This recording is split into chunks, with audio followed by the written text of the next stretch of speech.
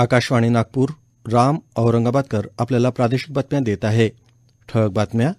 शिवसेना आमदार अपात्रता प्रकरणी येत्या सोमवारी सर्वोच्च न्यायालयात सुनावणी होणार.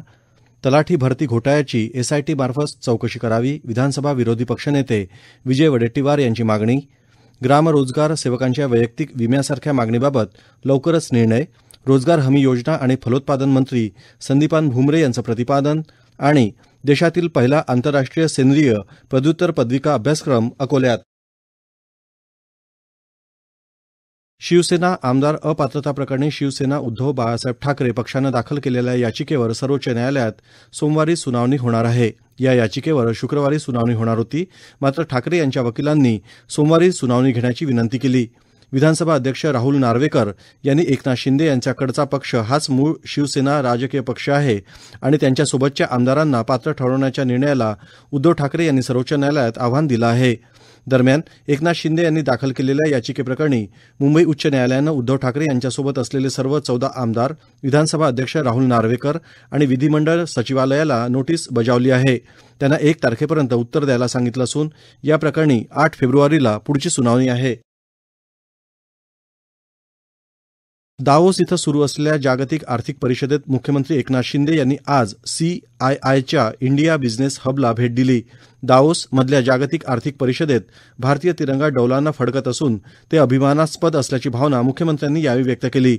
दरम्यान मुख्यमंत्र्यांनी काल पहिल्या दिवशी राज्यातील औद्योगिक गुंतवणुकीच्या काही सामंजस्य करारांवर स्वाक्षऱ्या करत विविध देशातल्या शिष्टमंडळांची भेट घेऊन महाराष्ट्रात गुंतवणुकीच्या संधीबाबत चर्चा केली. विकसित भारत संकल्प यात्रेचा लाभ आतापर्यंत देशातल्या 15 कोटी नागरिकांना मिळाल्याचं केंद्रीय माहिती आणि प्रसारण मंत्री अनुराग ठाकूर यांनी सांगितलं आहे. 2047 पर्यंत देशाला विकसित करण्यासाठी पंतप्रधान नरेंद्र मोदी यांनी ही यात्रा सुरू केली होती. यात नागरिक अतिशय उत्साहानं सहभागी होत असून विकसित भारताचं लक्ष्य साध्य करण्याच्या दिशेनं टाकलेलं हे महत्त्वाचं पाऊल आहे, असं ते म्हणालेत. विकसित भारत संकल्प यात्रेचा लाभ राज्यातल्या विविध नागरिकांना होत आहे. शीख धर्माचे 10वे गुरु खालसा पंथाचे संस्थापक श्री गुरु गोविंद सिंह यांच्या प्रकाश पर्वानिमित्त सर्वत्र विविध कार्यक्रमांचं आयोजन करण्यात आलं आहे. पंतप्रधान नरेंद्र मोदी यांनी या निमित्तानं गुरु गोविंद सिंह यांना एका ट्विट संदेशातून अभिवादन केलं आहे.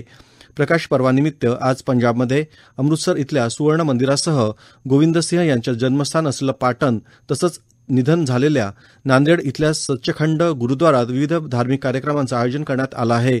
सध्या सुरू असलेल्या विशेष कीर्तनात देशभरातील रागी जथ्थे सहभागी झाले आहेत. शिवसेनेच्या वतीनं बुलढाणा शहरामध्ये राज्याचे विरोधी पक्षनेते अंबादास दानवे यांच्या उपस्थितीत सामान्य जनतेच्या तक्रारींचा निपटारा करण्यासाठी जनता दरबाराचं आयोजन करण्यात आलं. सध्याचं सरकार हे जनतेच्या मूलभूत समस्यांना प्राधान्य न देता निवड भंपकबाजी करण्याचं काम करत असून शासन आपल्या दारी हा कार्यक्रम धूळफेक करत आहे. जनतेच्या समस्या सोडवण्यासाठी आम्ही सदैव सज्ज आहोत, असं प्रतिपादन दानवे यांनी केलं. 25 जानेवारी रोजी प्रदान करण्यात येणारा जिजामाता विद्वत गौरव पुरस्कार यावर्षी पुण्याचे सुविख्यात संस्कृत तज्ज्ञ पंडित वसंतराव गाडगे यांना देण्यात येणार आहे. धर्म, संस्कृती आणि इतिहास या क्षेत्रात व्रतस्थपणे कार्य करणाऱ्या महानुभावांना हा पुरस्कार प्रदान करण्यात येतो. शाल, श्रीफळ, मानपत्र आणि 51,000 रुपये रोख असं या पुरस्काराचं स्वरूपच आहे. या पुरस्काराचं हे 42वे वर्ष आहे. पेपरफुटी झाल्यामुळे तलाठी भरतीची संपूर्ण प्रक्रिया रद्द करण्यासाठी राज्यभरात परीक्षार्थींची आंदोलनं सुरू आहेत. हे आंदोलन दडपण्यासाठी सरकारनं परीक्षार्थींवर गुन्हे दाखल करायला सुरुवात केली आहे. सरकारनं आंदोलकांवरील गुन्हे मागे घेत तलाठी पदभरती प्रक्रिया रद्द करावी आणि या संपूर्ण तलाठी पदभरतीची एसआयटी मार्फत चौकशी करून दोषींवर गुन्हे दाखल करावेत, अशी मागणी विधानसभेचे विरोधी पक्षनेते विजय वडेट्टीवार यांनी केली आहे. मुंबई इथं आयोजित पत्रकार परिषदेत त्यांनी ही मागणी केली. राज्यात अँब्युलन्स घोटाळा उघड झाला असून अँब्युलन्स पुरवठ्यांचे टेंडर सरकारनं रद्द करून या घोटाळ्याची उच्चस्तरीय चौकशी करावी, अशी मागणीही वडेट्टीवार यांनी यावेळी केली. या प्रादेशिक बातम्या आपण आकाशवाणीच्या नागपूर केंद्रावरून ऐकत आहात. आमच्या केंद्रावरील सर्व बातम्या ऐकण्यासाठी आणि ताज्या घडामोडी जाणून घेण्यासाठी Marathi news Nagpur all India radio या आमच्या यूट्यूब चॅनलला नक्की सबस्क्राईब करा. ग्राम रोजगार सेवकांच्या मागण्यांबाबत शासन सकारात्मक असून त्यांच्या वैयक्तिक विमासारख्या मागणीबाबत लवकरच निर्णय घेण्यात येईल, असं रोजगार हमी योजना आणि फलोत्पादन मंत्री संदीपान भुमरे यांनी सांगितलं. ग्राम रोजगार सेवकांच्या समस्यांबाबत रत्नसिंधू या शासकीय निवासस्थानी आज बैठक झाली. महात्मा गांधी राष्ट्रीय रोजगार हमी योजना ही केंद्र पुरस्कृत योजना आहे. मजुराचा मृत्यू झाल्यास त्याच्या कुटुंबाला योग्य ती मदत मिळण्यासाठी बँक, विमा कंपन्या यांच्याशी चर्चा करून योग्य निकषांवर आधारित विमा योजना तयार करावी अशा सूचना त्यांनी केल्यात. शासनानं ग्राम रोजगार सेवकाचे मानधन ग्रामपंचायतीस वितरित केल्यानंतर ग्रामपंचायतीनं हे मानधन 8 दिवसाच्या आत ग्राम रोजगार सेवकाच्या खात्यावर वर्ग करावेत. यामध्ये 15 दिवसांपेक्षा जास्त कालावधी लागल्यास दंडाची तरतूदही करण्यात यावी अशा सूचना भुमरे यांनी केल्यात. ग्राम रोजगार सेवकांच्या वेळोवेळी निर्गमित केलेल्या शासन निर्णयातील ग्राम रोजगार सेवक अर्धवेळ कर्मचारी राहील हा शब्दप्रयोग वगळण्याचे आदेश त्यांनी दिलेत. त्याचप्रमाणे ग्राम रोजगार सेवकांच्या दरमहा ठराविक मानधनाबाबतही या बैठकीत सविस्तर चर्चा करण्यात आली. शासनानं सुरू केलेल्या महाराष्ट्र मुद्रांक शुल्क अभय योजनेचा लाभ गुंठेवारी प्रकरणातील नागरिकांनी घेण्याचं आवाहन मनपा आयुक्त विपिन पालीवाल यांनी केलं आहे. ज्या नागरिकांनी गुंठेवारी प्रकरणात नोटरीद्वारे व्यवहार केलेले आहेत त्यांना नियमित करण्याची संधी महाराष्ट्र मुद्रांक शुल्क अभय योजनेद्वारे मिळत आहे. 1 जानेवारी 2001 ते 31 डिसेंबर 2020 या कालावधीमध्ये निष्पादित केलेल्या दस्तांच्या बाबतीत कमी भरलेल्या मुद्रांक शुल्कामध्ये 25% सूट आणि दंड हा नाममात्र 25 लाख ते 1 कोटी रुपये मर्यादेपर्यंतच वसूल करण्यात येणार आहे. दंडाची रक्कम त्यापेक्षा जास्त असल्यास ती संपूर्णपणे माफ केली जाणार आहे. मुद्रांक शुल्क अभय योजनेचा लाभ घ्यायचा असल्यास मालमत्तेच्या हस्तांतरणाबाबत दस्त हा कोणत्याही रकमेच्या मुद्रांक पेपरवर निष्पादित झालेला असणं अनिवार्य आहे. त्याशिवाय योजनेचा लाभ घेण्यासाठी अर्जदाराला अर्ज करता येणार नाही. कवी कुलगुरू कालिदास संस्कृत विश्वविद्यालयाच्या ज्ञानेश्वर भवनम आणि डॉक्टर कमलाकर तोतडे सभागृहाचं उद्घाटन केंद्रीय मंत्री नितीन गडकरी यांच्या हस्ते होणार आहे. 19 जानेवारीला सकाळी 11:30 वाजता रामटेक इथं हा कार्यक्रम आयोजित करण्यात आला आहे. या लोकार्पण समारोहाचे अध्यक्षस्थान कुलगुरू प्रोफेसर हरेराम त्रिपाठी भूषविणार असून कविकुलगुरू कालिदास संस्कृत विश्वविद्यालय हे महाराष्ट्रातील एकमेव संस्कृत भाषा विद्यापीठ आहे. तसंच या विद्यापीठाला नॅकद्वारे A+ ही उच्च श्रेणी प्राप्त झाली आहे.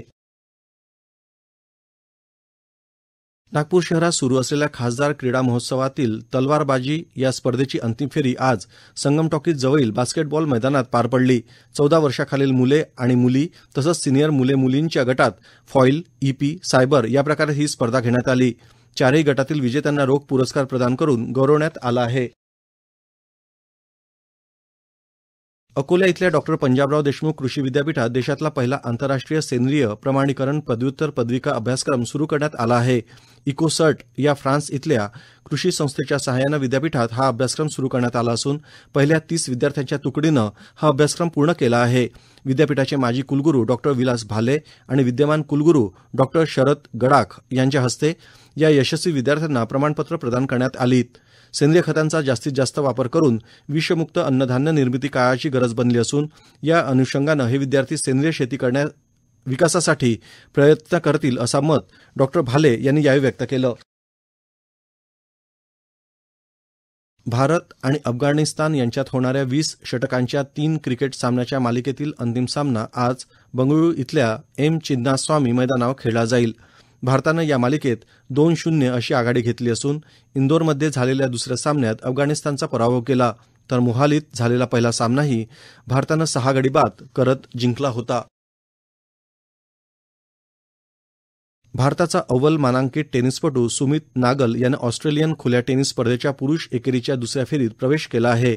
त्यानं अलेक्झांडर बब्लिक याचा 6-4, 6-2, 7-6 अशा सरळ सेट्समध्ये पराभव केला. 35 वर्षांनंतर भारतीय टेनिसपटूनं ग्रँड स्लॅम स्पर्धेत पुरुष एकेरीत मानांकित खेळाडूला पराभूत केल्यामुळे सुमित नागलचा हा विजय विक्रमी ठरला आहे.